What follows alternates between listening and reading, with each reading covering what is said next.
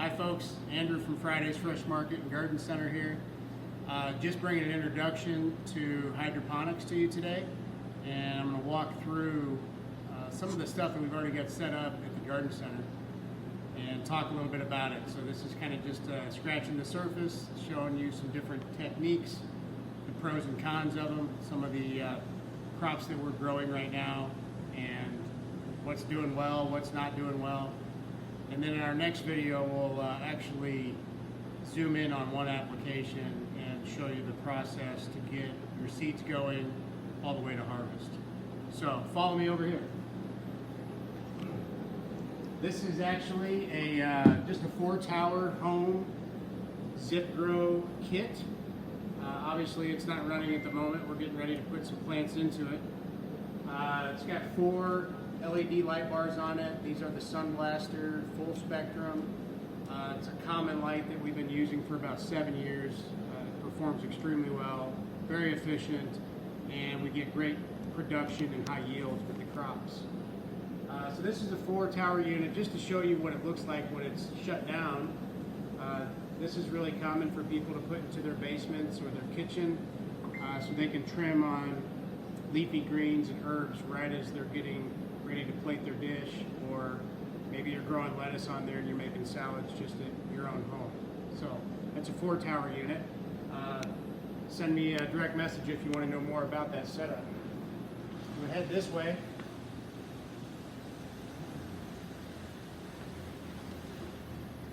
We start to get into our demo setup for NFT channels, nutrient film technique. Right now we're growing basil under LED light bars. Again, these are the full spectrum Sun Blaster LED lights. And we're growing basil. And if you come take a closer look here, I'll just show you for those that aren't familiar with NFT. We just have a hose that's running into each channel that's giving a water supply. And of course the water is treated before we bring it to the plants. We're making sure that our pH is balanced and our nutrient levels are where they need to be for this particular crop. So we're growing basil in here. We're kind of trying something different by using a 2-inch peat plug. Not the most common media that you would use in an NFT channel. Typically you're going to have something like this here. A net pot filled with clay pebbles, or a Grodan cube, rock wool cubes that fit down inside of that hole. But we are a little biased towards peat plugs. We really like them here. We get great germination out of our seeds, and even though it's not a perfect fit, it is tall enough to sit in there, and the plants are now at a stage where they're starting to lean over from their own weight. So we're going to come through and top these plants. A couple of these are already done, and we'll package them up. Come down, then if we don't put them in the NFT channels, we'll often take that starter plug and put it into the zip grow wall. This is a larger setup than the one I just showed you. I think we've got about 65 towers up and running right now.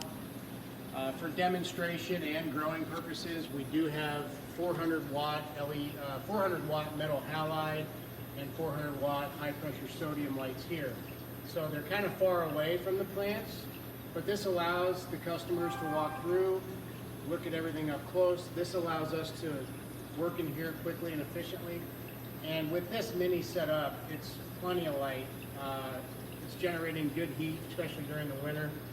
We're trying to keep this to no colder than 65 degrees at night, and it gets up to maybe 80, 85 during the day, depending if the sun's beating down on the building. But if you come over here, you'll see we've got a few different types of basil going. This is a cinnamon basil. We like to harvest this at a younger age. As it matures, it gets a little bit tougher. So we like to trim this at a baby age. The lemon basil in here, it does well, but it's much more vulnerable to cold. So on the other side of this wall is the outside, and if we get real extreme cold temperatures, we'll feel that on the back side of these towers.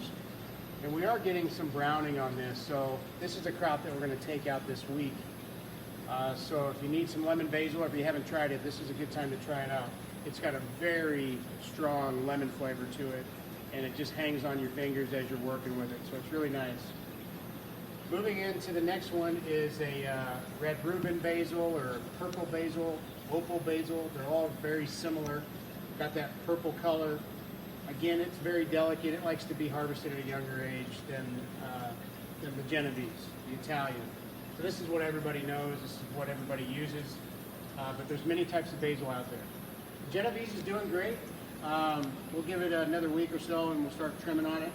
Typically, we'll get 3 to 4 trimmings off of basil before we start over from seed and get a new crop going. So it means less handling on the towers, which is nice. We do have our water supply running. You can take a peek up there and see there's a drip emitter that's feeding the roots 24/7, unless we shut the pump off to do maintenance. So it's going right down through the root zone on the inside of this tower. Whatever the plants don't absorb gets caught in this gutter, makes its way down to a small holding tank, and then eventually it's pumped back into a main holding tank where we're monitoring again the pH, the EC levels. We're filtering sediment and debris out of that tank so it doesn't clog our emitters, and we're treating it for bacteria and algae growth with xeritol, which is a hydrogen peroxide concentrate, organic to the hydroponic process. Okay. This here is Todd Soy. This is exciting because we haven't grown this in a while, and we've had some requests on it, so we started to grow it, and it's doing really, really well. So we're going to harvest this today. This is an Asian green. It's fairly mild. It's got a structure like bok choy, and it's really good to mix with anything from salads, putting it on your sandwiches, or topping off your soups right at the end. So we're going to harvest Todd Soy this week. More basil, and then we've got some sage, which has been, gosh, it's been in here for 3 or 4 months. We've had several trimmings on it. And again, it's starting to show signs of stress just from the multiple trimmings and the cold. This likes heat. This is a really hot temperature crop that we're growing in January. So we're going to remove this as well. Now, one crop here, if you come in close, you'll see oregano. I've tried oregano so many times in the farm wall, and unfortunately, I think I'm just going to stick with a different application and grow it in soil. For some reason, I don't have very good success growing it vertically, and what happens is the water finds a way out, and it starts to come out the leaves, and eventually it rots the plant out. So we're going to take out what we can and keep it, and then we'll discard the rest. And then when we want to grow oregano, we'll do it probably in soil, in potted soil, where we've had better luck. So maybe the folks at Agritech or Zip Farm, Zip Grow can give us some advice, but we've tried different techniques there and just no success. So another glance here, our flood table is actually flooding out right now where we're growing microgreens. Some of these are beyond their mature point. Over the holidays, we just weren't in here. So this is a spicy microgreen. It's one of our staple micros. We've got broccoli back there. Those two do really well for us. We're growing these under T5 fluorescent lights. For those folks that are still using fluorescent, not ready to switch to LED yet, T5 still works great. This is dill. It grows well, but the dill, and you can see here, we're growing these on hemp. These are hemp pads. The hemp works awesome for microgreens, but you got to be really good about how dense you plant your seeds so that you don't get such a loose assortment like these that will eventually lead to fungus issues and algae growth. So these ones are not planted quite the way they should have. The last thing I really want to show you here is how we start most of our plants. So this is, again, 4 types of basil. These are 6 days old, and they're germinating really nicely. We're seeing probably a 99–100% germination rate. That is in a peat plug again, and these will be transplanted into the grow wall. And if you look over at the NFT channels, as they drain out, we're just letting the gravity flow into the flood tank, or the flood table, and letting it flood the table out so that the microgreens get a drink. And we control the height with the drain over here on this end, so we can change how deep we want that water to go. So these are all really good setups for your home, small business, restaurant. If you're wanting to grow yourself, you can grow a lot faster with hydroponics. So showing you that tray of basil, we're going to run out to the greenhouse real quick, and I'm going to show you I planted the exact same tray of basil, just like this one here. This one's, like I said, it's in peat, in hydroponics. It's 6 days old. It's germinating already, showing us really good results. Now, if we go look at more of a traditional setup in our greenhouse, where we planted the same amount of seeds on the same day in soil, let's see where they're at right now.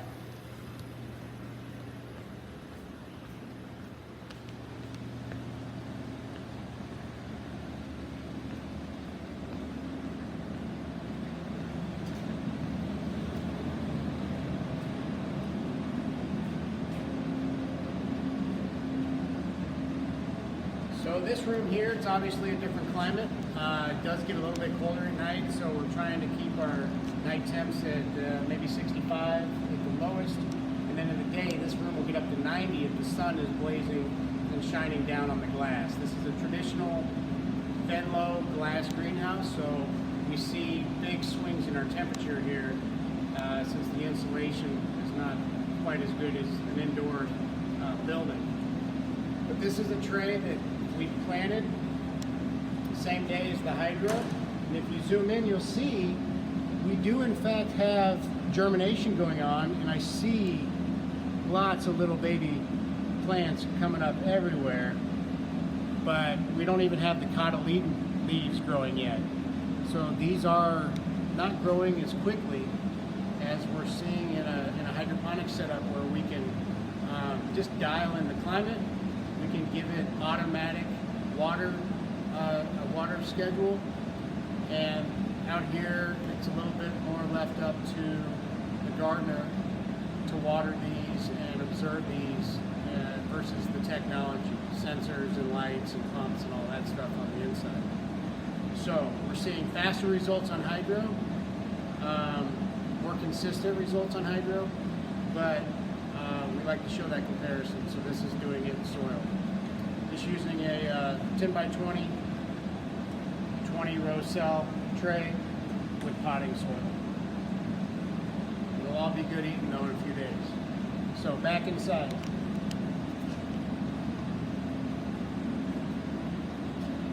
I guess on the way we'll show you, this is another hydro. It's kind of a hybrid setup. We actually have potted succulents, 2-inch pots, but they dry out quickly, especially in this greenhouse. So we put them in a flood table on a timer so that they get watered precisely every day. We don't have any issues with them drying out. So it doesn't have to just be using peat. You can use other medias with hydroponic setups. All right, back inside.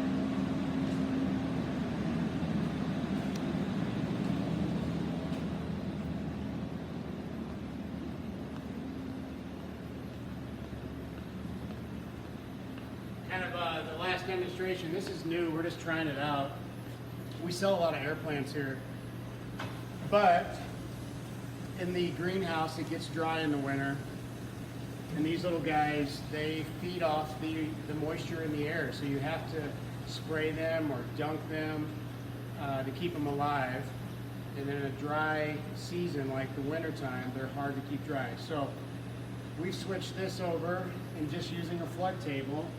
And again, they just lay in the bottom, and 3 times a day this will flood out and cover them, and then drain back out and let them dry. So we don't have to put the hours into caring for them like we used to. We can just do it like this. So